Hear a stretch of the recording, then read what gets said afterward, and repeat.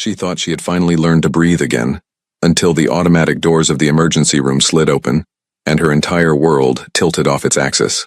Dr. Abigail Rose Morrison adjusted her stethoscope around her neck, the delicate silver pendant catching the fluorescent lights of Boston Children's Hospital. At 7 months pregnant, her movements had become more deliberate, more careful, but her mind remained as sharp as ever. The navy blue scrubs she wore complemented her striking blue eyes, and despite the exhaustion that came with her condition, she maintained the elegant composure that had earned her colleagues' respect. "Dr. Morrison, we have a pediatric trauma coming in," called out Nurse Henderson, her voice cutting through the typical emergency room chaos. 6-year-old female, potential concussion from a playground fall at Brookline Academy. Abigail nodded, pulling her long black hair into a quick ponytail. This was her element, the place where her pain transformed into purpose, where every small patient reminded her why she'd chosen this demanding specialty. As she walked toward the trauma bay, her hand instinctively moved to her rounded belly, a gesture that had become second nature over the past few months.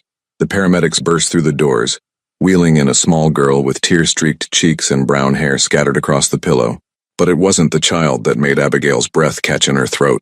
It was the man running alongside the gurney, his expensive suit wrinkled, his usually perfect hair disheveled with panic. Ethan James Reed. Even in chaos, he commanded attention. His tall frame moved with the same controlled intensity she remembered, but there was something different, a rawness in his dark brown eyes that she'd never seen before.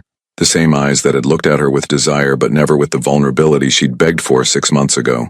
"Daddy, it hurts," the little girl whimpered, reaching for Ethan's hand.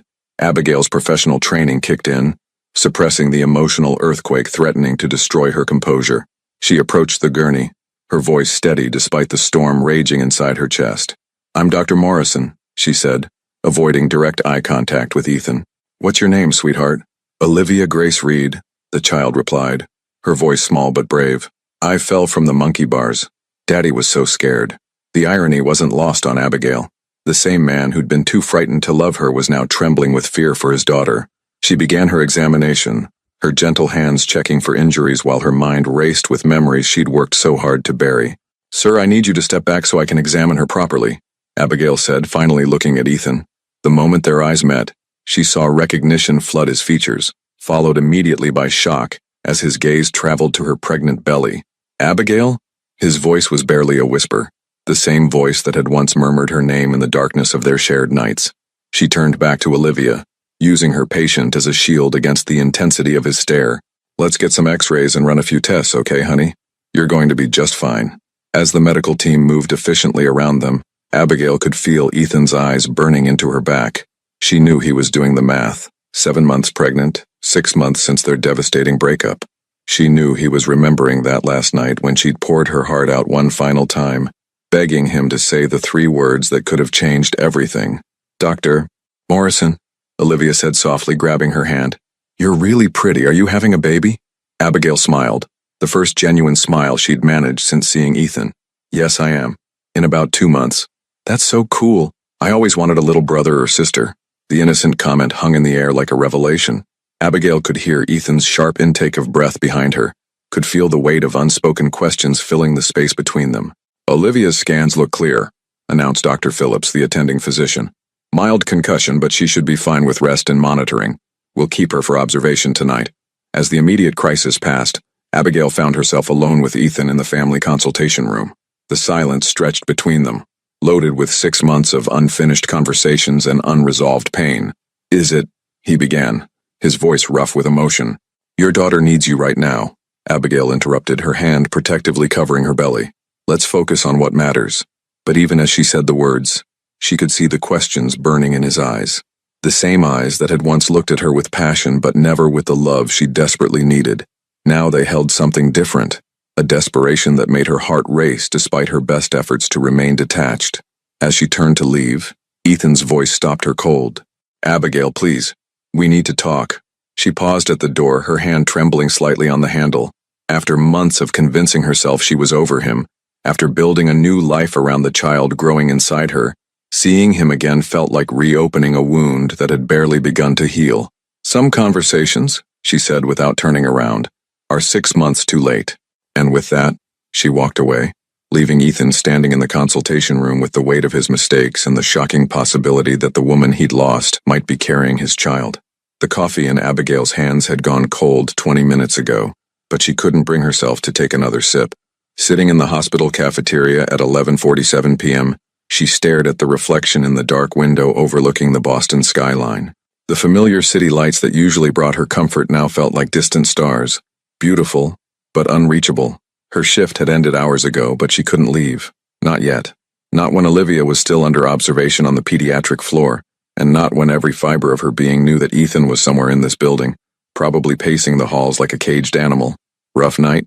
Dr. Sarah Chen slid into the seat across from her, holding 2 fresh cups of coffee. Thought you might need this. Abigail accepted the warm cup gratefully, wrapping her fingers around it like a lifeline. You could say that. The Reed case seemed to shake you up pretty badly. Do you know the family? The question hung in the air, loaded with implications. Sarah was one of the few colleagues who'd noticed Abigail's sudden transformation 6 months ago, how she'd thrown herself into work with an almost desperate intensity, how she'd stopped mentioning weekend plans that didn't involve the hospital or her small apartment in Back Bay. It's complicated, Abigail murmured, her hand moving to her belly where the baby was currently practicing what felt like soccer kicks against her ribs. The father's still up there, Sarah said gently. Haven't seen him leave the waiting room once. Hospital security had to bring him coffee and a sandwich. Abigail closed her eyes, trying to push away the image of Ethan keeping vigil over his daughter. This was the man who used to check his phone during their dinner dates, who scheduled their romantic evenings like business meetings. Seeing him completely undone by parental fear had shattered something inside her chest. Abigail. Sarah's voice grew softer, more concerned. Is there something you need to tell me? As your friend, not your colleague. Before Abigail could answer, her phone buzzed with a text message. Her heart nearly stopped when she saw the name on the screen. Ethan Reed. Olivia keeps asking about the pretty doctor with the baby. Would you mind checking on her? She won't sleep. The message was so unlike the man she remembered. No corporate efficiency, no carefully constructed sentences, just a desperate father asking for help. I have to go, Abigail said, pushing herself up from the chair with more effort than she cared to admit. At 7 months, simple movements had become strategic operations. The pediatric floor was dimly lit, most of the young patients finally asleep after the chaos of the day. Abigail's soft-soled shoes made no sound as she approached room 314, where a thin slice of light escaped from under the door. She knocked gently before entering, and what she saw made her breath catch. Ethan was sitting in the uncomfortable hospital chair beside Olivia's bed, his usually pristine appearance completely disheveled. His suit jacket was draped over the chair's arm, his tie loosened, and his white dress shirt was wrinkled from hours of tension. But it was his face that stopped her cold, the raw vulnerability she'd never seen before, the exhaustion that went deeper than physical tiredness. Daddy? It's Dr. Morrison. Olivia's voice was bright despite the late hour, her face lighting up as if Abigail were her favorite person in the world. Hey there, sweetheart, Abigail said, moving to the bedside. How are you feeling? My head still hurts a little, but Daddy's been telling me stories about when he was little. Did you know he used to climb trees even though his mommy told him not to? Abigail glanced at Ethan, surprised. He'd rarely talked about his childhood during their relationship, keeping his past locked away like everything else that mattered to him. He did he? She said, checking Olivia's pupils with her penlight. That sounds very adventurous. He said he was scared of a lot of things when he was my age, but he learned to be brave. Is that true, Daddy? Ethan's eyes met Abigail's over his daughter's head, and she saw something that made her chest tighten. Yes, sweetheart. But sometimes grown-ups forget how to be brave about the things that really matter. The words seemed to carry a weight that had nothing to do with childhood fears, and everything to do with the woman standing beside his daughter's hospital bed. Dr. Morrison, Olivia said, reaching for Abigail's hand. Will you tell me about your baby? Is it a boy or a girl? Abigail felt Ethan's sharp attention, his entire body going rigid in the chair. It's going to be a surprise, she said softly. Sometimes the best things in life are the ones we don't plan for. That's so exciting. I hope it's a boy. I've always wanted a little brother to teach things to, like how to ride a bike and how to not be scared of thunder. The innocent comment hit both adults like a physical blow. Ethan's knuckles went white as he gripped the chair arms, while Abigail fought to keep her expression neutral. Olivia, honey, you should try to get some sleep, Abigail said, adjusting the child's blanket. Your body needs rest to heal properly. Will you come see me tomorrow? If you're still here, of course. As Olivia's eyes finally began to droop, Abigail turned to leave, but Ethan's voice, barely above a whisper, stopped her. The baby, is it due in February? She didn't turn around, couldn't bear to see the calculation in his eyes, the realization dawning across his features. Good night, Mr. Reed. But as she reached the door, his voice broke completely. Abigail, please, don't walk away from me again. The desperation in his tone made her freeze, her hand trembling on the door handle. This was the vulnerability she'd begged for 6 months ago, the emotional honesty that could have saved them. But now it felt 6 months too late and 9 months too complicated. Some doors, she whispered without turning around, close for good reason. But even as she walked away, she could feel the weight of his eyes on her back, and the terrible, wonderful possibility that maybe, just maybe, some doors were meant to be opened twice. The familiar chime of Brewster's coffee house should have been comforting, but today it felt like a warning bell. Abigail stood at the counter at exactly 7:15 a.m., just like she had every morning for the past 5 years. The barista, Marcus, already had her usual ready, oat milk latte with an extra shot, though he'd switched her to decaf months ago without her asking. Small-town kindness in the heart of Boston, the kind of gesture that usually made her smile. Morning, Dr. Morrison. The usual? Marcus asked, though he was already sliding the cup across the weathered wooden counter. Actually, a deep voice said behind her, make that 2. Abigail's entire body went rigid. She didn't need to turn around to know who was standing there. She could feel Ethan's presence like a shift in atmospheric pressure. The expensive cologne he wore, something woodsy and sophisticated, mixed with the scent of fresh coffee and created a sensory memory that threatened to undo 6 months of carefully constructed emotional walls. I'd like to talk, he said quietly. Please. Marcus looked between them, sensing the tension crackling in the air like electricity before a storm. The morning rush was beginning to build behind them.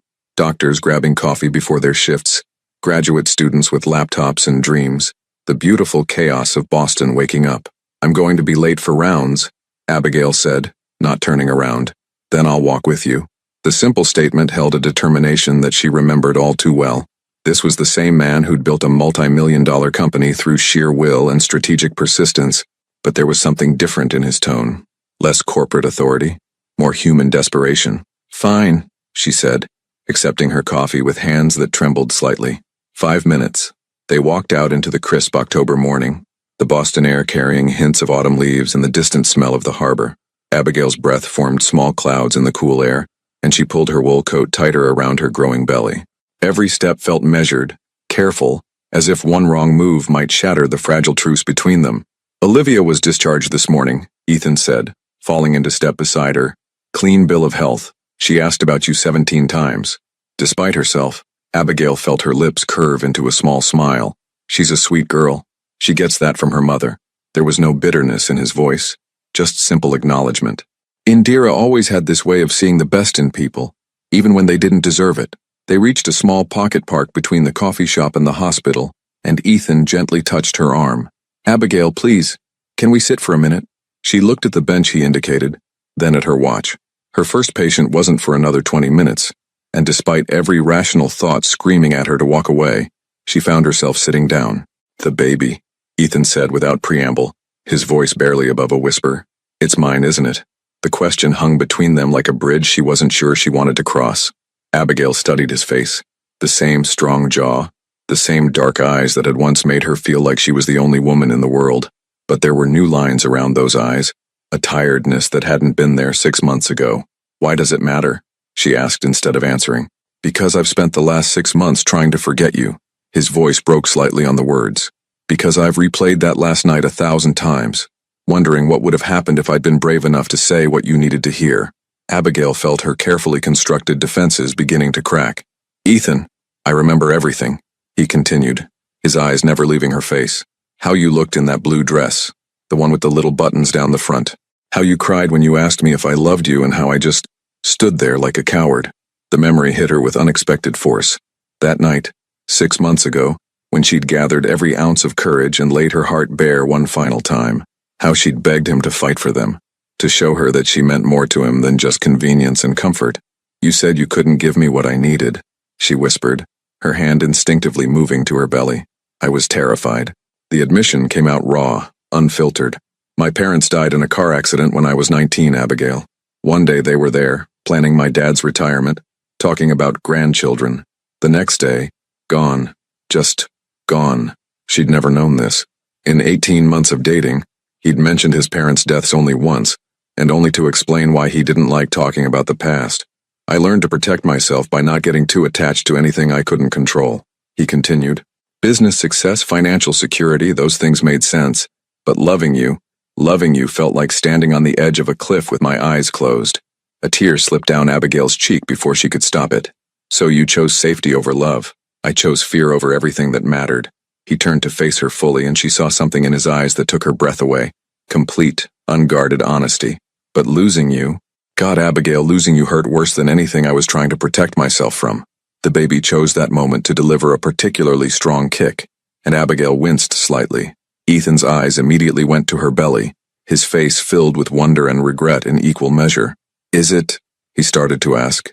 Due in February, she said quietly. February 14th, actually. Valentine's Day. The irony wasn't lost on either of them. Ethan's face went through a dozen emotions. Shock, joy, terror, regret. Why didn't you tell me? Because you'd already made it clear that love was too scary for you. I wasn't going to trap you with an unplanned pregnancy. Trap me? He looked genuinely confused. Abigail, if you'd told me, what? You would have proposed out of obligation? Played house because it was the responsible thing to do? She stood up, her professional composure finally cracking. I deserved better than that, Ethan. My child deserves better than that. As she walked away, his voice followed her, carrying a desperation that made her steps falter. What if I told you that I've learned to say the words you needed to hear? She stopped, her heart hammering against her ribs, but she didn't turn around. What if I told you that losing you taught me that some things are worth being terrified for?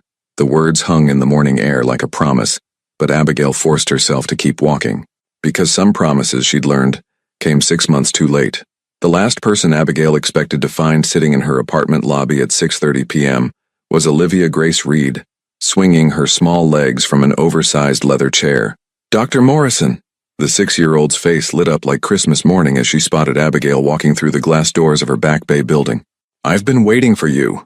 Abigail's eyes immediately scanned the elegant lobby, finding Ethan standing near the concierge desk, looking completely out of place despite his expensive suit.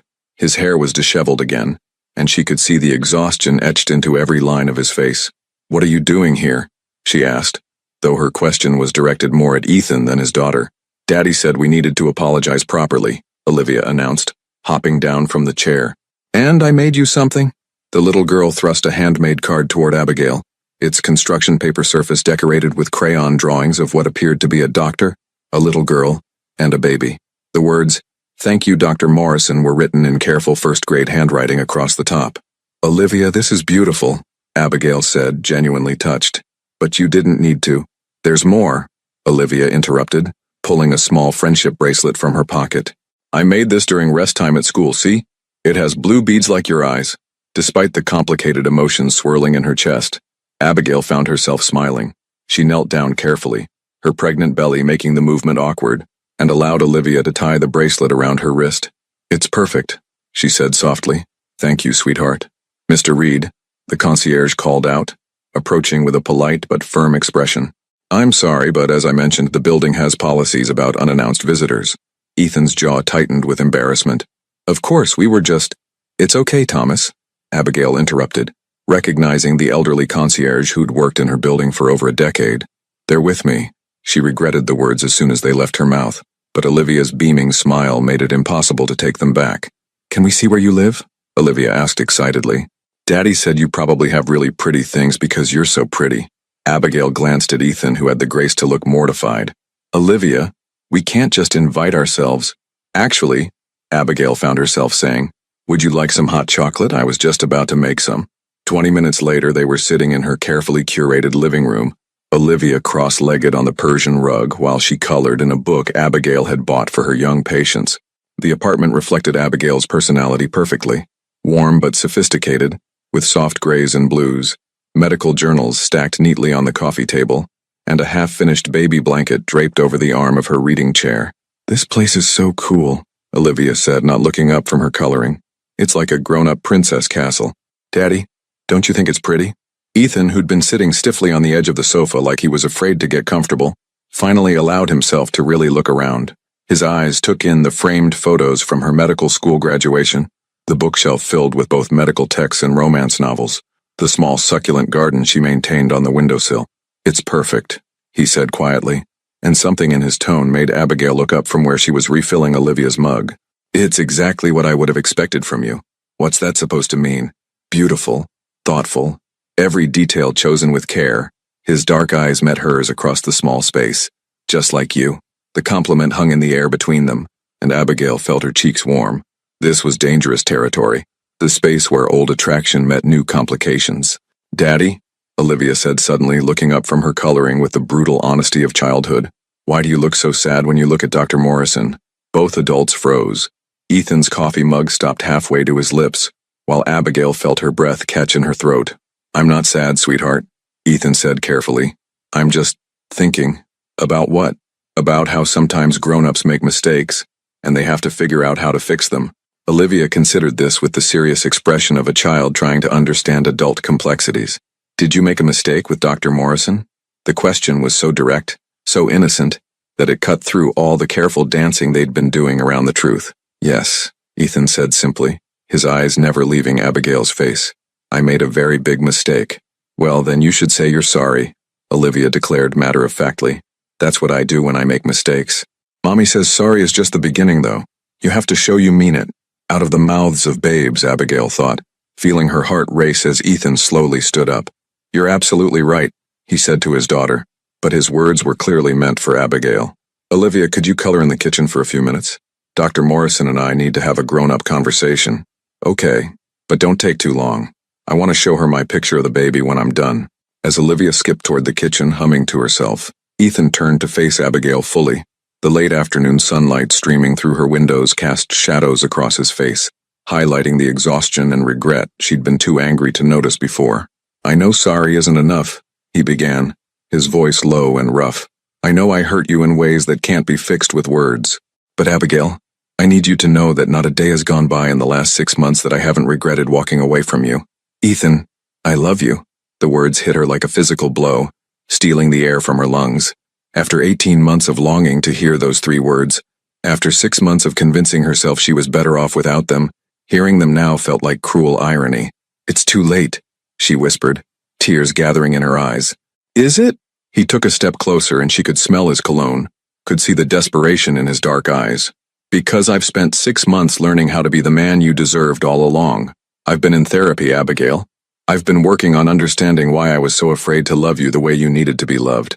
Before she could respond, Olivia's voice rang out from the kitchen. "Dr. Morrison, come see. I drew you and the baby and me and Daddy all together." The innocent excitement in the child's voice shattered the tension in the room, but also drove home the impossible complexity of their situation. Because now it wasn't just about second chances and forgiveness.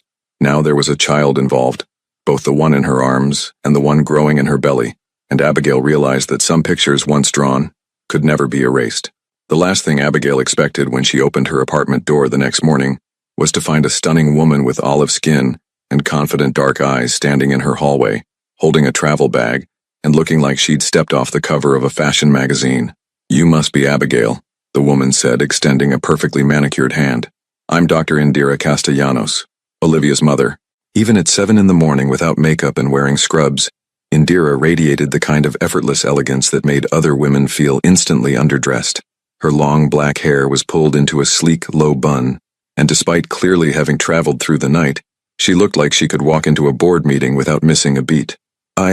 Yes, Abigail managed, suddenly very aware of her own messy ponytail and the fact that she was wearing yesterday's scrubs. "Ethan didn't mention that I was flying back from Geneva." Indira's smile was knowing but not unkind. "He doesn't know. When I heard about Olivia's accident, I caught the first flight I could.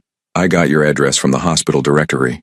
The silence stretched between them, loaded with unspoken questions and assumptions. Abigail could hear her coffee maker gurgling in the kitchen, could smell the oat milk latte she'd started before her shower, but everything felt suspended in this moment of unexpected confrontation.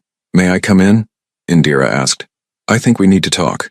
Against every instinct screaming at her to politely decline, Abigail stepped aside. Watching Ethan's ex-wife walk into her carefully curated living space felt like watching 2 different versions of her life collide. "Coffee?" Abigail offered, defaulting to the safety of social politeness. "Please, black if you have it." As Abigail moved around her small kitchen, she could feel Indira's eyes taking in every detail of the apartment. The half-finished baby blanket draped over her reading chair, the pregnancy vitamins on the counter, the ultrasound photo held to the refrigerator with a magnet from Harvard Medical School. "Olivia told me about you," Indira said, accepting the steaming mug. "She said you were the most beautiful doctor in the whole hospital, and that you're having a baby in February." "She's a sweet girl," Abigail replied carefully, settling into the chair across from her unexpected guest. "She is, and she's also incredibly perceptive." Indira's dark eyes studied Abigail over the rim of her coffee cup. "She said her daddy looked different when he talked about you. Sad but also hopeful." Abigail felt her defenses rising. "I'm not sure what you're implying." "I'm not implying anything," Indira interrupted gently. "I'm stating facts. Ethan has been miserable for months. His assistant told me he's been working 16-hour days, sleeping in his office, avoiding anything that resembles a social life. And yesterday, for the first time since our divorce was finalized, Olivia said he smiled when he mentioned someone's name." The conversation was taking a turn Abigail hadn't expected. There was no jealousy in Indira's voice, no territorial marking, just curiosity, and something that might have been relief. "Dr. Castellanos." "Indira, please. And may I be direct?" Abigail nodded, though she wasn't sure she was ready for whatever directness was coming. "I loved Ethan for 4 years," Indira said, setting down her coffee cup. "I married him because I thought love would be enough to break through those walls he builds around his heart. But loving someone who can't love you back the way you need, it's exhausting." The words hit closer to home than Abigail cared to admit. "Our marriage ended because I finally accepted that I couldn't be enough for him. Not because I wasn't worthy of love, but because he wasn't capable of giving it. At least not then." Indira leaned forward slightly. "But yesterday, when I called to check on Olivia, she told me something interesting." "What's that?" "She said Daddy cried. Real tears, not just the sad face kind. She'd never seen him cry before, not even when we told her about the divorce." Abigail's hand instinctively moved to her belly, where the baby was beginning to stir with morning activity. "Abigail," Indira continued, her voice gentle but firm, "that baby you're carrying, it's his, isn't it?" The question hung in the air like a challenge. Abigail could lie, could deflect, could ask Indira to leave, but there was something in the other woman's eyes, not judgment but understanding. "How did you—" "The timing, the way Olivia described his reaction to seeing you, and honestly, the way you're looking at me right now, like you're waiting for me to stake some kind of claim." Indira's smile was almost sad. "I gave up any claim to Ethan's heart a long time ago." "It's complicated," Abigail said quietly. "The best love stories usually are." Indira stood up, moving to the window that overlooked the busy Boston street below. "Can I tell you something about the man you're trying so hard not to love?" "I never said—" "You don't have to. It's written all over your face." Indira turned back to face her. "Ethan Reed is the most loyal, most dedicated man I've ever known.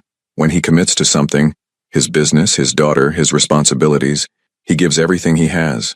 The problem was never that he couldn't love. The problem was that he was terrified of loving and losing again." "His parents," Abigail murmured. "You know about that?" Indira looked surprised. "He never told me the details, just that they died when he was young. It took me 3 years of marriage to get even that much. He told me yesterday. Then he's already more open with you than he ever was with me." Indira picked up her purse, preparing to leave. "Abigail, I'm not here to play matchmaker. I'm here because my daughter is falling in love with the idea of having you in her life, and because I've never seen Ethan fight for anything the way he's going to fight for you." "How can you be so sure?" Indira paused at the door, her hand on the handle. "Because yesterday, for the first time in our entire relationship, he called me and asked for advice about love. Not logistics, not schedules, not co-parenting strategies. Love." As the door closed behind Indira, Abigail sank back into her chair, her mind reeling. The conversation had shattered every assumption she'd made about Ethan's ex-wife, about their marriage, about the possibility of moving forward. But it had also raised a terrifying new question. If Ethan really had changed, if he really was ready to love the way she needed to be loved, was she brave enough to risk her heart again? Especially when this time, it wasn't just her heart on the line, but the heart of the child growing inside her, and the heart of a 6-year-old girl who'd already started calling her drawings our family. Some decisions, she realized, were about more than just second chances. They were about building something entirely new from the broken pieces of what came before. The emergency room had never felt more like a sanctuary until Abigail found herself doubled over in the staff bathroom at 2:17 a.m., gripping the cold porcelain sink as a wave of pain crashed through her abdomen. "Not now," she whispered to her reflection, watching her face go pale in the harsh fluorescent light. "Please, not now." She'd been having what she'd convinced herself were Braxton Hicks contractions for the past 3 hours, but these felt different, sharper, more urgent. At 31 weeks, this was far too early for anything to be happening. Another contraction hit, stronger this time, and she had to bite her lip to keep from crying out. Through the bathroom door, she could hear the familiar sounds of the night shift, code blue announcements, the squeak of gurney wheels, the controlled chaos that had become the soundtrack of her life. "Dr. Morrison?" Nurse Henderson's voice came through the door, concerned. "Everything okay in there?" Abigail straightened up, trying to steady her breathing. "I'll be right out, Janet." But as she reached for the door handle, another wave of pain stopped her cold. This time, it was accompanied by something that made her blood run cold. A warm wetness that meant only one thing. She was bleeding. "Janet," she called out, her voice cracking slightly. "I need you to call Dr. Phillips, and call Dr. Chen. Tell them it's urgent." "Dr. Morrison, are you?" "Now, Janet, please." 20 minutes later, Abigail found herself in the position she'd never imagined, lying in a hospital bed as a patient instead of standing beside one as a doctor. The monitor beside her bed showed her baby's heartbeat, thankfully strong and steady, but the readings on her blood pressure and contractions told a different story. "Preeclampsia," Dr. Phillips said quietly, reviewing her chart. "Your blood pressure is dangerously elevated and with the bleeding. Abigail, we need to keep you here for monitoring, possibly bed rest for the remainder of your pregnancy." The words hit her like a physical blow. Bed rest meant no work, no independence, no control over the carefully structured life she'd built. It meant being vulnerable, dependent, exactly what she'd spent months proving she didn't need to be. "There has to be another option," she said, trying to keep the panic out of her voice. "I can modify my schedule, work fewer hours." "Abigail," Dr. Chen's voice was gentle but firm. "You're not just a doctor right now. You're a patient, and you're a mother. Your baby needs you to prioritize their health over everything else." As if summoned by the conversation about priorities, her phone began ringing on the bedside table. The name on the screen made her heart race. Ethan Reed. "Don't answer it," she told herself, but Dr. Chen was already reaching for the phone. "Maybe you should," she said gently. "If this is who I think it is, he has a right to know what's happening." Before Abigail could protest, Dr. Chen had answered the call. "Hello? This is Dr. Chen." "Yes, she's here. I think you should come to the hospital." "No," Abigail said sharply, but it was too late. She could hear Ethan's voice through the phone, urgent and panicked, asking questions that Dr. Chen was calmly answering. 30 minutes later, the sound of expensive shoes moving quickly down the hospital corridor announced Ethan's arrival before he even appeared in the doorway. He was still wearing a suit, but it was wrinkled and disheveled, his tie hanging loose around his neck like he'd run the entire way from his downtown office. "Abigail." Her name came out like a prayer, and she could see the fear naked in his dark eyes as he took in the hospital bed, the monitors, the IV line in her arm. "You didn't need to come," she said, though even she could hear how weak the protest sounded. "Like hell I didn't." He moved to the chair beside her bed, and she noticed his hands were shaking slightly. "Dr. Chen told me about the preeclampsia, about the bed rest. Why didn't you call me?" "Because this isn't your responsibility." "Isn't it?" His voice was quiet, but there was steel underneath. "Abigail, if that's my child—" "There's no if about it," she interrupted, the words coming out sharper than she'd intended. "The baby is yours, Ethan. Due February 14th, conceived 6 months ago during our last night together when I was stupid enough to believe that maybe, just maybe, you actually cared about me." The truth hung between them like a bridge finally crossed. Ethan's face went through a dozen emotions: shock, joy, regret, determination. "Then I'm not going anywhere," he said simply. "You can't just watch me." He was already pulling out his phone, his fingers moving quickly across the screen. "Miranda? Yes, I know it's 3 in the morning. I need you to cancel everything on my calendar for the next indefinitely, and call my lawyer. I need to discuss family leave policies." "Ethan, stop," Abigail said, panic rising in her voice. "I don't need you to rearrange your entire life." "Yes, you do."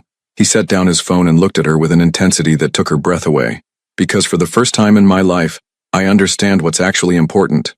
Not green tech, not board meetings, not proving I can handle everything alone." Another contraction hit, and Abigail couldn't suppress the small gasp of pain. Immediately, Ethan was on his feet, his hand hovering over hers like he wanted to touch her but wasn't sure he had the right. "Can I?" he asked quietly. Despite every rational thought telling her to maintain distance, she found herself nodding. His hand closed over hers, warm and steady, and something in her chest loosened at the contact. "I'm scared," she admitted, the words coming out in a whisper. "I know. So am I." His thumb traced gentle circles on the back of her hand. "But we're going to get through this, all three of us." "How can you be so sure?" "Because I've already lost you once, and I'm not going to let it happen again. Not when I finally understand what I should have known 18 months ago, which is that loving you isn't something to be afraid of. It's the only thing that makes sense." As the monitors beeped softly around them and the hospital settled into the quiet rhythm of late night, Abigail felt something she hadn't allowed herself to feel in 6 months. Hope. But hope, she knew, could be the most dangerous emotion of all, because now there wasn't just her heart on the line. There was a baby's life, a future that suddenly seemed both more precious and more fragile than anything she'd ever imagined. And sometimes, she realized, the greatest courage wasn't in walking away. Sometimes it was in choosing to stay. The soft knock on the hospital room door at 3:47 p.m. came with a familiar voice that made both Abigail and Ethan look up from the crossword puzzle they'd been pretending to focus on for the past hour. "Can we come in?" Indira's voice was gentle, but it was the smaller voice that followed that made Abigail's heart skip. "Is Dr. Morrison okay? Daddy said she was sick." Olivia's head peeked around the doorframe, her brown eyes wide with concern and her small hands clutching what appeared to be a homemade get-well card covered in glitter and stickers. "Of course, sweetheart," Abigail said, automatically smoothing her hair and trying to look less like a patient and more like the composed doctor Olivia remembered. "Come in." What she wasn't prepared for was the way Olivia's face crumpled the moment she saw Abigail connected to monitors and IV lines. "You look really sick," Olivia whispered, her voice trembling. "Are you going to be okay? Is the baby going to be okay?" The innocent questions hit both adults with unexpected force. Ethan immediately moved from his chair to kneel beside his daughter, while Indira quietly closed the door behind them. "Dr. Morrison is going to be fine," Ethan said gently, though Abigail could hear the uncertainty he was trying to hide. "She just needs to rest so the baby can grow big and strong." "But why is she in the hospital?" "Hospitals are for when people are really, really sick." Abigail found herself reaching out her hand toward the little girl. "Sometimes, Olivia, even when we try our best to take care of ourselves, our bodies need extra help. That's what the doctors and nurses here are for, to make sure both the baby and I stay healthy." Olivia approached the bed cautiously, as if Abigail might break if she moved too quickly. "I made you this," she said, holding up her card. "It has butterflies because Mommy says butterflies mean hope, and it has stars because you're like a star doctor who saves kids." The card was a riot of color and childish enthusiasm, with "Get well soon, Dr. Morrison and baby," written in purple crayon across the front. Inside, Olivia had drawn what was clearly meant to be a family, 4 stick figures holding hands under a rainbow. "This is beautiful, sweetheart," Abigail said, feeling tears prick at her eyes. "Thank you so much. Can I touch your belly? To say hi to the baby?" Abigail glanced at Ethan, who was watching the interaction with an expression of wonder and pain mixed together. "Of course you can." Olivia very carefully placed her small hand on Abigail's rounded stomach, her face serious with concentration. "Hi, baby," she whispered. "This is Olivia. I'm going to be your big sister, okay? Well, kind of sister. It's complicated, but Daddy says the best families are the ones where everyone chooses to love each other." The words hit Ethan like a physical blow, and Abigail saw him close his eyes briefly, as if trying to compose himself. "The baby just kicked," Olivia announced with delight. "I think it likes me." "I think so too," Abigail said softly, watching as Ethan's expression transformed into something she'd never seen before. Pure, unguarded love mixed with fierce protectiveness. "Olivia," Indira said gently, "why don't you show Dr. Morrison the other thing you brought?" Olivia's face lit up as she reached into her small backpack and pulled out a well-worn teddy bear with soft brown fur and kind button eyes. "This is Mr. Snuggles," she said seriously. "He's been my hospital bear since I was little. Whenever I was scared or sick, he made me feel better.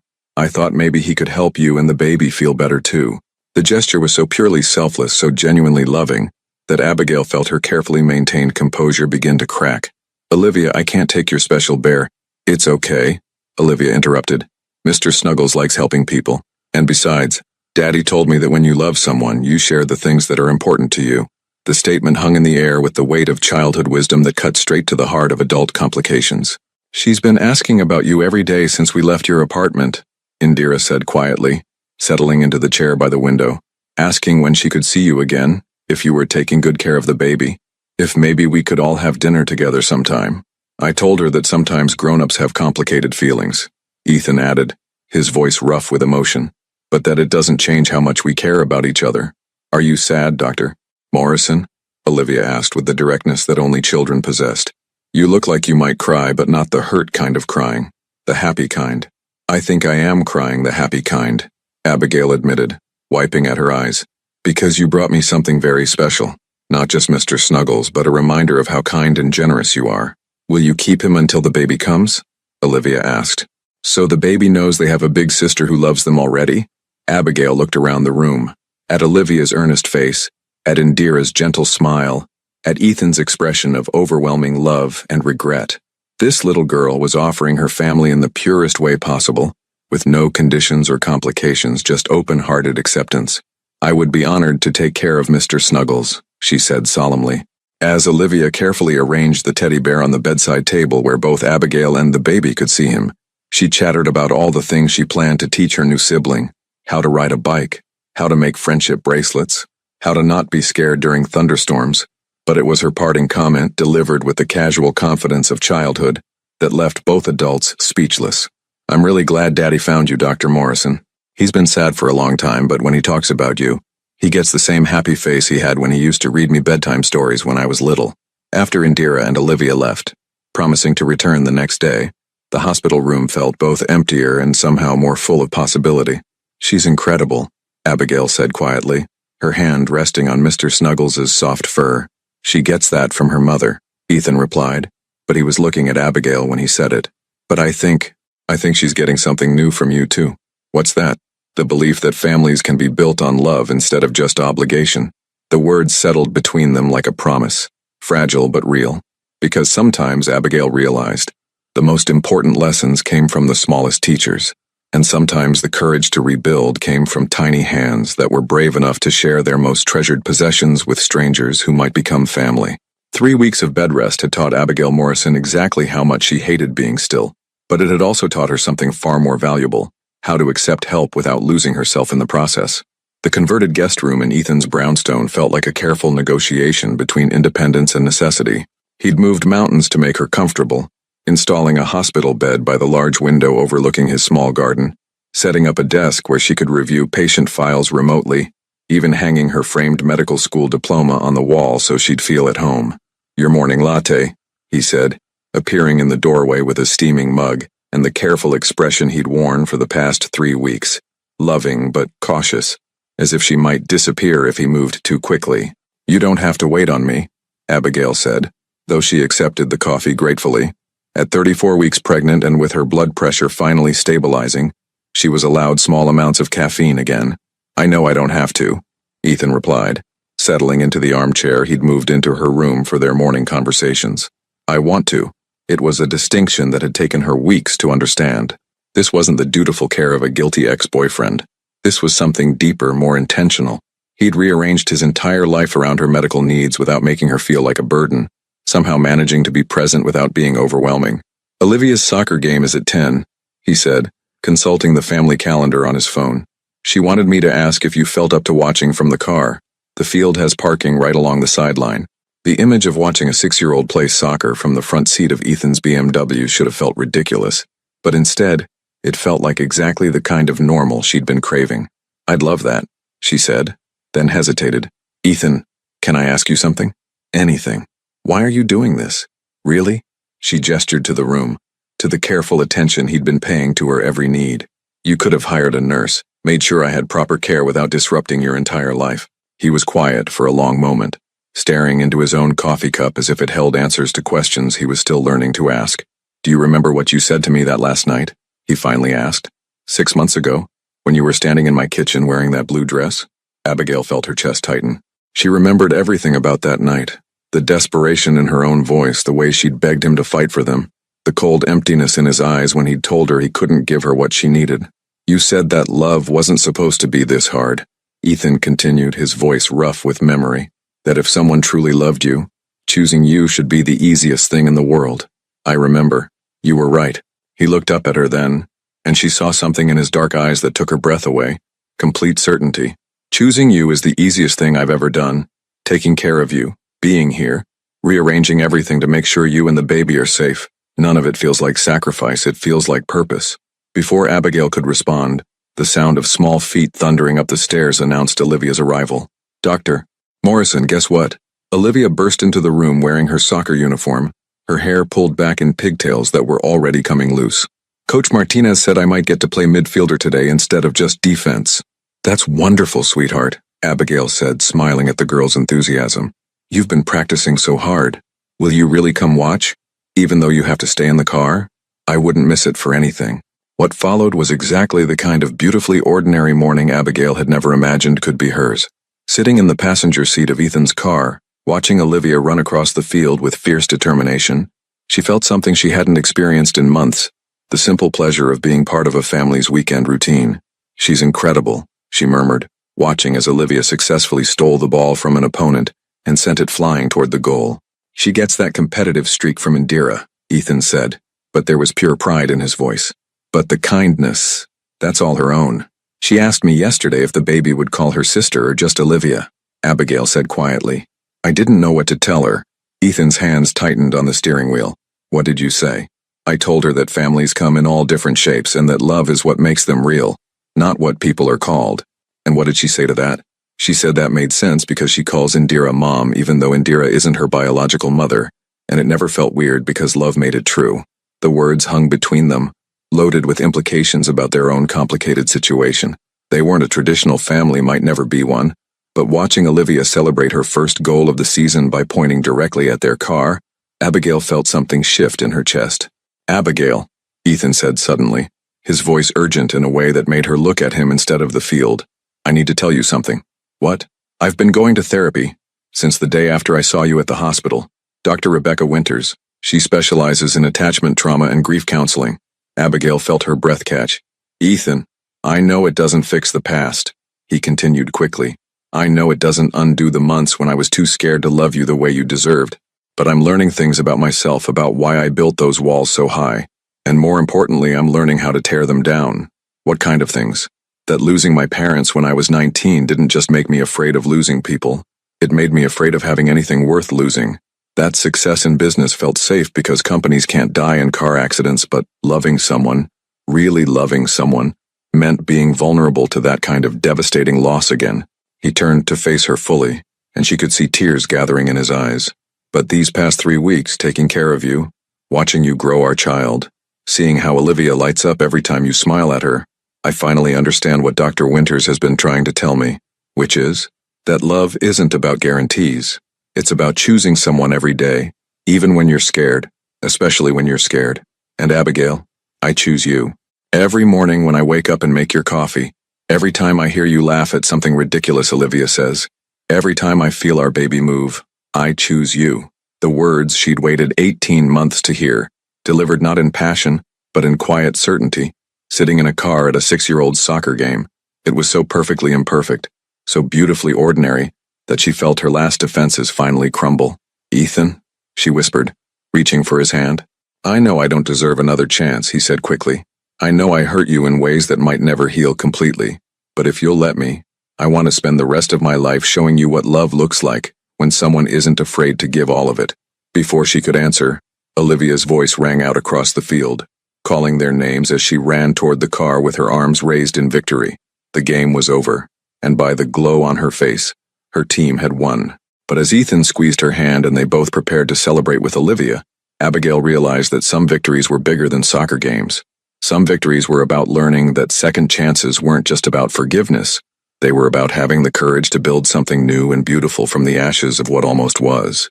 And sometimes those victories happened in the front seat of a car, surrounded by the ordinary magic of a Saturday morning that felt like the beginning of everything. The pain that woke Abigail at 4:23 a.m. was different from anything she'd experienced during her weeks of careful monitoring. Sharp, insistent, and accompanied by a wetness that made her heart race with both terror and impossible hope. Ethan, she called out, her voice tight with controlled panic. Ethan, I need you. He appeared in her doorway within seconds, his hair mussed from sleep, but his eyes immediately alert. 3 weeks of vigilant care had trained him to wake at the slightest change in her breathing. What's wrong? He asked, moving quickly to her bedside. I think the baby's coming. Another contraction hit. Stronger this time, and she gripped the hospital bed's railing with white knuckles. It's too early. 6 weeks too early. The words hung in the air like a prayer and a curse combined. At 34 weeks, the baby would have a good chance of survival, but the road ahead could be complicated, uncertain, terrifying. Okay, Ethan said, his voice steady despite the panic she could see in his dark eyes. We're going to be okay. Let me call the hospital and then we'll get you there. But even as he reached for his phone, another contraction gripped Abigail with an intensity that made her cry out. This baby wasn't waiting for careful hospital preparations or controlled medical environments. Ethan, she gasped, I don't think we have time. The next 20 minutes passed in a blur of controlled chaos. Ethan on the phone with 911, his voice steady as he provided their address and Abigail's medical information. The paramedics arriving with equipment and calm efficiency, transforming his elegant brownstone into an impromptu delivery room. Olivia appearing at the top of the stairs in her pajamas, eyes wide with confusion and excitement. Daddy, what's happening? Is Dr. Morrison okay? The baby's coming, sweetheart. Ethan called up to her, even as he held Abigail's hand through another contraction. Can you wait in your room? Mommy will be here soon. But Olivia, with the stubborn determination of a 6-year-old who'd claimed this family as her own, crept halfway down the stairs where she could see everything while staying out of the way. Ma'am, we need to get you to the hospital, the lead paramedic said, but Abigail could see in his eyes what she already knew. There wasn't time. The baby's coming now, she panted, feeling the overwhelming urge to push. I'm a doctor. I know when there's no more time. What followed was nothing like the calm, controlled delivery she'd planned. Instead, it was raw and primal and terrifying and beautiful, happening in the converted guest room of the man who'd broken her heart and was now holding her hand like his life depended on it. I can see the head, announced the paramedic. One more push, Dr. Morrison. I can't, Abigail gasped, exhaustion overwhelming her. It's too early. What if something's wrong? What if... Hey, Ethan's voice cut through her panic, firm and gentle. Look at me. Abigail, look at me. She turned her head to meet his eyes, those dark eyes that had once seemed so cold and were now blazing with love and determination. You are the strongest person I know, he said, his thumb tracing circles on her sweaty palm. You save children's lives every day. You've carried our baby through 6 months of heartbreak and stress and medical complications, and you've kept them safe. You can do this. We can do this. The words gave her strength she didn't know she still had. With a final push that felt like giving everything she had left, she brought their child into the world in a rush of relief and terror and overwhelming love. It's a girl, the paramedic announced, and the sound of a baby's cry, strong and indignant and absolutely perfect, filled the room. She's okay? Abigail asked frantically, trying to see through her tears. She's breathing? She's beautiful, Ethan whispered, his own voice breaking as the paramedic placed their daughter on Abigail's chest. She's absolutely perfect. The baby was tiny but fierce, her little fists waving in protest at the bright world she'd entered too soon. Her skin was pink and healthy, her cries strong and clear, and when she opened her eyes for the first time, they were the same deep blue as her mother's. Oh, Abigail breathed, all her fear dissolving as she looked down at this miracle they'd created. Hello, little one. You're here? You're really here. Does she have a name? Asked the paramedic as he continued his assessment. Abigail looked at Ethan, this man who'd fought so hard to become worthy of this moment. What do you think? Grace, he said without hesitation, his finger gently stroking their daughter's tiny hand. Grace Morrison Reed, because she's given us both the grace to become better than we were. Can I come see her now? Olivia's voice piped up from the stairs, where she'd been watching in fascination rather than fear. Is my little sister okay? Yes, sweetheart, Ethan called back, tears streaming down his face. Come meet your little sister, Grace. What followed was a moment that would be burned into Abigail's memory forever. Olivia creeping carefully toward the bed, her eyes wide with wonder as she looked at the tiny baby in Abigail's arms. She's so little, Olivia whispered, but she looks really strong. Like you, Dr. Morrison. She's going to need to be strong, Abigail said softly, already thinking about the NICU stay that would likely follow, the weeks of careful monitoring and gradual growth. That's okay, Olivia said with the confidence of childhood. She has a really good family to help her, and Mr. Snuggles is already in her room waiting for her. As the paramedics prepared to transport them to the hospital for proper medical care, Abigail found herself looking around the room that had become the unlikely setting for the most important moment of her life. This wasn't the sterile delivery room she'd planned, with its controlled lighting and medical equipment. This was messy and unpredictable and absolutely perfect, just like the family they'd somehow managed to create from the broken pieces of their individual lives. "Are you ready?" Ethan asked, as the paramedics lifted the stretcher.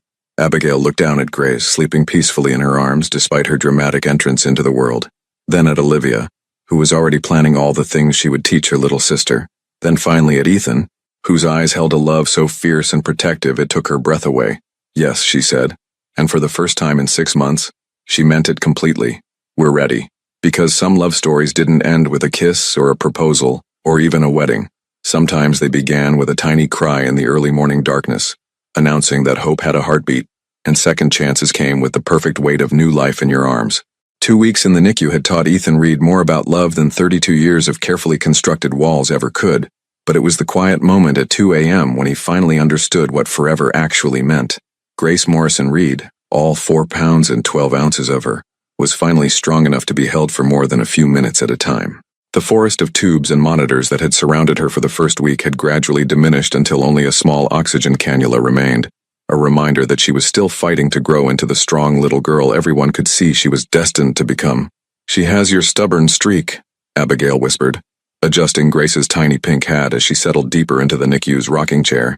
"The nurses say she's been pulling at her feeding tube every chance she gets."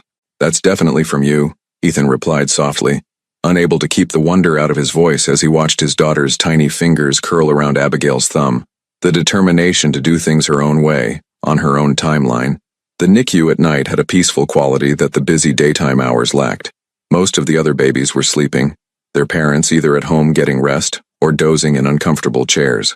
But Ethan hadn't left the hospital since Grace was born, catching sleep in 40-minute increments between feeding times and medical checks. "You don't have to stay every night," Abigail said, though there was no conviction in her voice.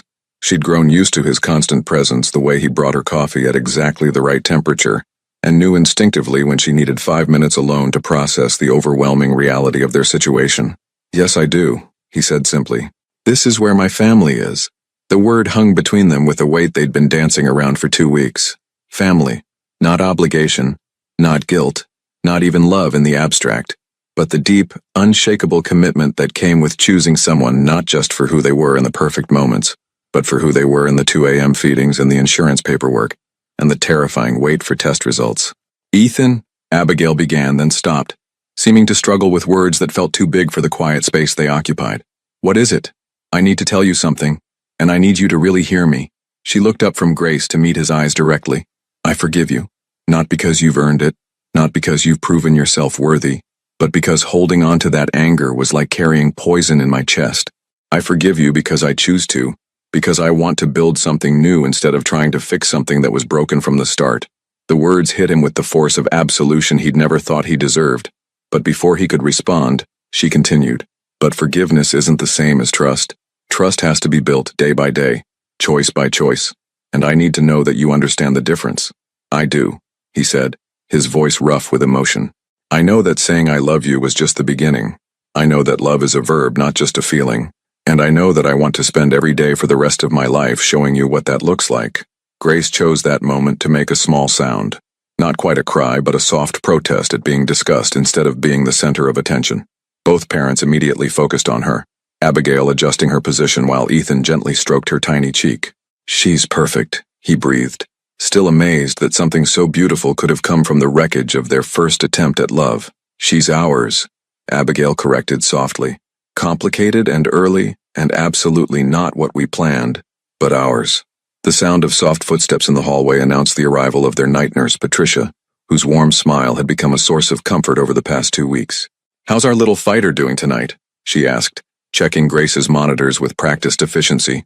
"Growing stronger every day," Ethan replied, and Patricia's knowing smile suggested she was talking about more than just the baby. "Dr. Martinez will be doing rounds in about an hour," Patricia said, "but from what I can see, someone's going to be ready to go home very soon." Home. The word carried implications that none of them had fully addressed yet.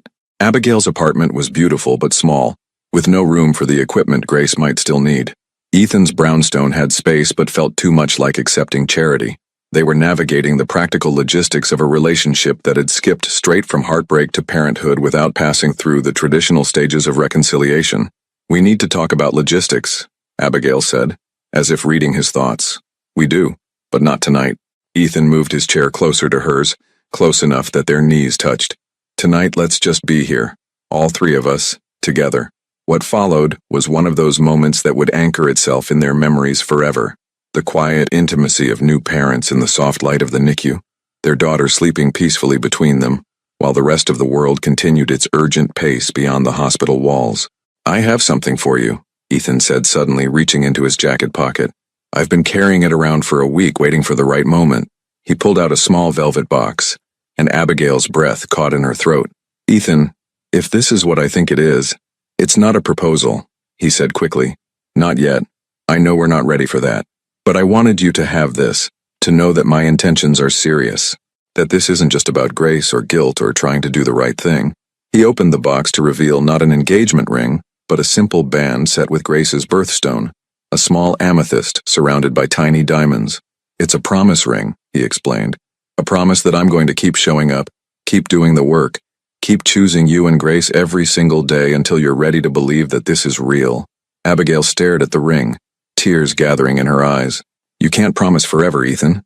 Life is too unpredictable to—" "I can promise today," he interrupted gently, "and tomorrow, and the day after that, and eventually, all those todays will add up to forever." Before she could respond, a small commotion in the hallway announced the arrival of their most frequent visitors. Olivia's stage whisper carried clearly through the NICU's quiet atmosphere. "Mommy, you have to be extra quiet because all the babies are sleeping."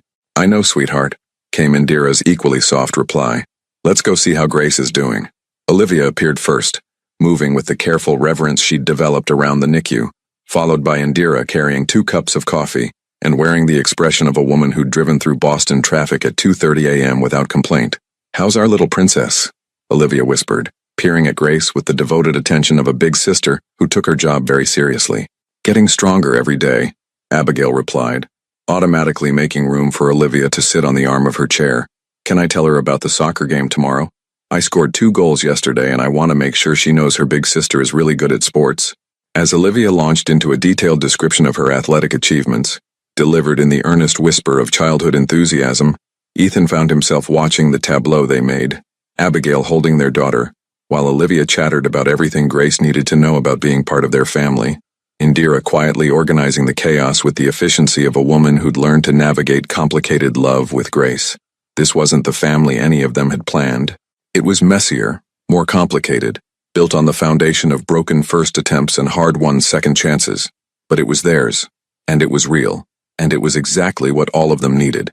"Ethan," Abigail said softly, holding out her hand for the promise ring. "Put it on."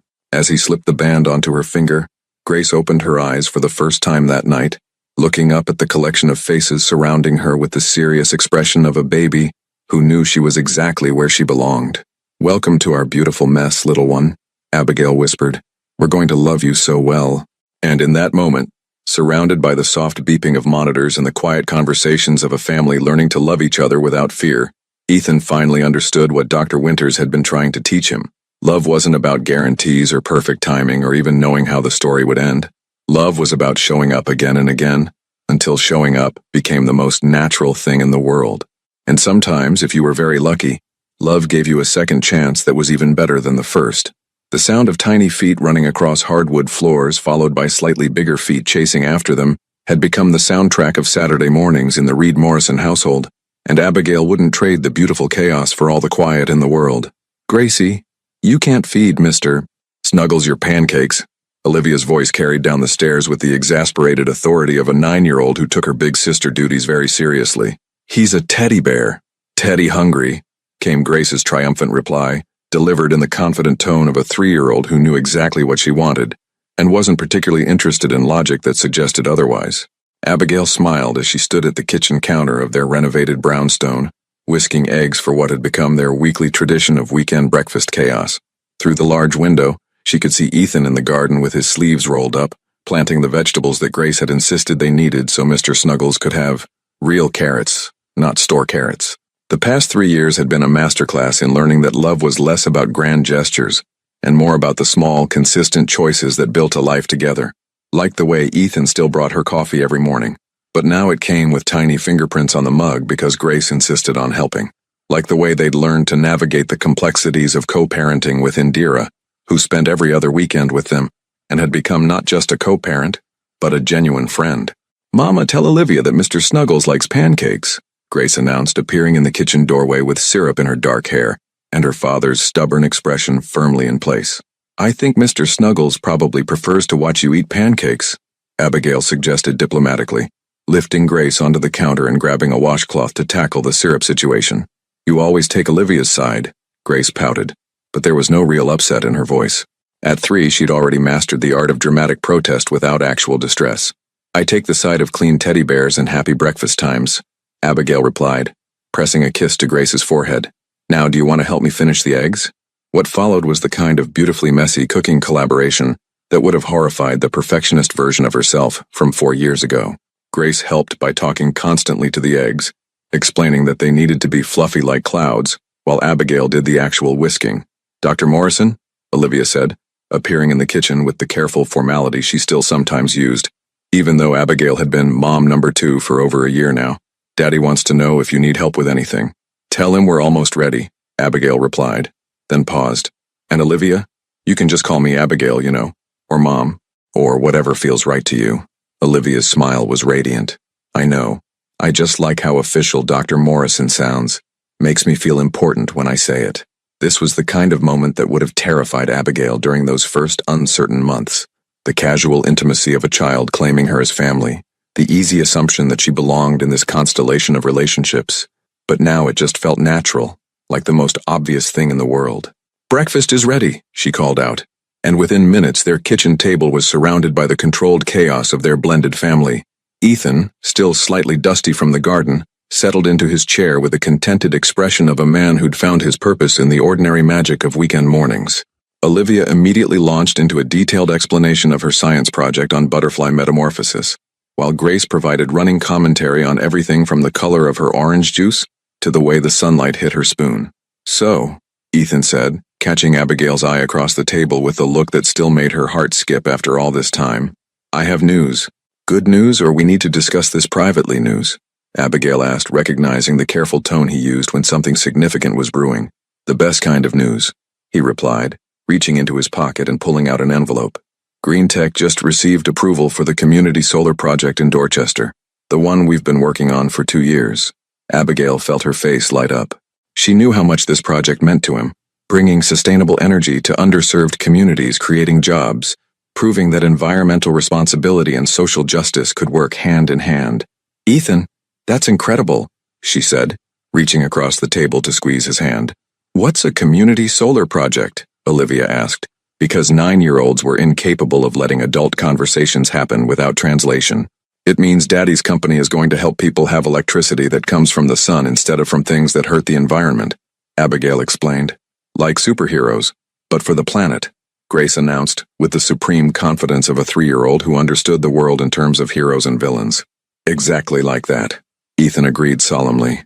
As breakfast continued around them, filled with Grace's chatter about her upcoming ballet recital and Olivia's detailed plans for her summer soccer camp, Abigail found herself marveling at the life they'd built from the ashes of their first attempt at love. It hadn't been easy. There had been sleepless nights when Grace was colicky, arguments about parenting styles, moments when the complicated dynamics of their blended family felt overwhelming. There had been therapy sessions, both individual and couples, where they'd learned to communicate without the protective walls they'd both been so good at building.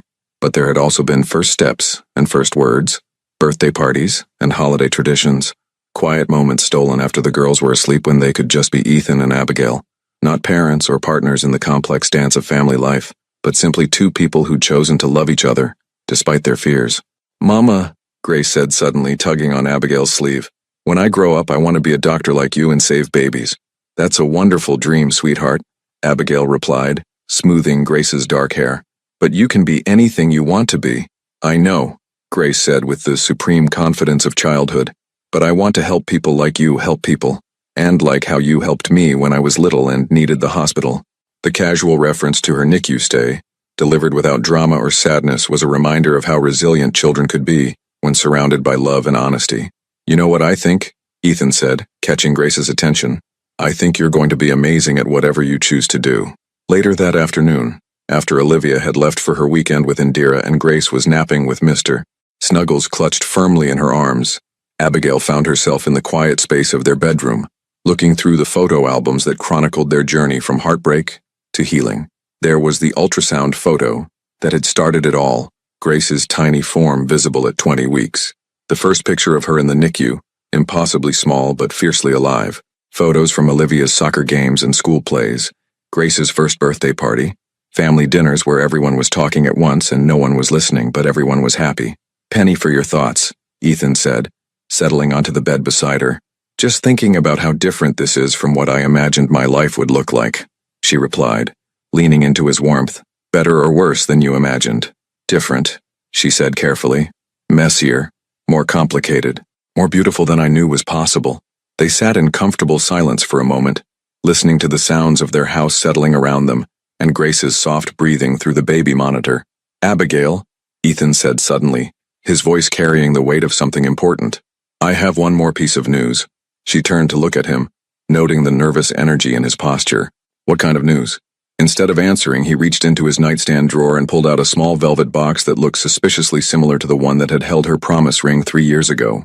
"The kind of news that requires a very important question," he said, sliding off the bed to kneel beside it. Abigail's breath caught in her throat as he opened the box to reveal a ring that was both elegant and perfectly her. A classic solitaire with Grace's birthstone set into the band alongside their birthstones, creating a small constellation of their family's story. "Abigail Rose Morrison," he began, his voice steady despite the emotion in his eyes. "3 years ago, you gave me a second chance I didn't deserve. You let me learn how to love without fear, how to show up without reservation, how to build something beautiful from broken pieces." Tears were already streaming down her face, but she managed to nod for him to continue. "I can't promise you that I'll never make mistakes or that loving me will always be easy, but I can promise that I'll choose you every single day, in the big moments and the small ones, in the joy and the chaos and everything in between. Will you marry me?" The question hung in the air between them, weighted with 3 years of daily choices, countless small acts of love, and the beautiful certainty that came from building something real together. "Yes," she said, laughing through her tears. "Yes, of course, yes." As he slipped the ring onto her finger, right next to the promise ring she'd never taken off, Abigail felt the deep satisfaction of a story that had found its proper ending. But even as they kissed and laughed and planned how to tell the girls, she knew this wasn't really an ending at all. It was just another beginning, another choice to build something beautiful from love and hope, and the courage to believe that second chances could become forever. And sometimes, she thought, as Grace's sleepy voice called for Mama through the monitor, and Ethan went to get their daughter so they could share the news as a family, the most extraordinary love stories were the ones that looked exactly like ordinary life, filled with pancake breakfasts and scraped knees and bedtime stories, and the daily miracle of choosing each other, over and over again. Because that, she realized, was what happily ever after actually looked like. Not perfect, but perfectly theirs. If you could rewrite your own love story, would you have the courage to fight for a second chance when everything seemed lost? What would you be willing to change about yourself for the person you truly love? Your participation in the channel is very important. Please leave your opinion in the comments. Thank you for watching. If you enjoyed the story, please subscribe to our channel and leave a comment below letting us know what you thought. Your feedback and support mean a lot to us. Stay tuned for more exciting stories.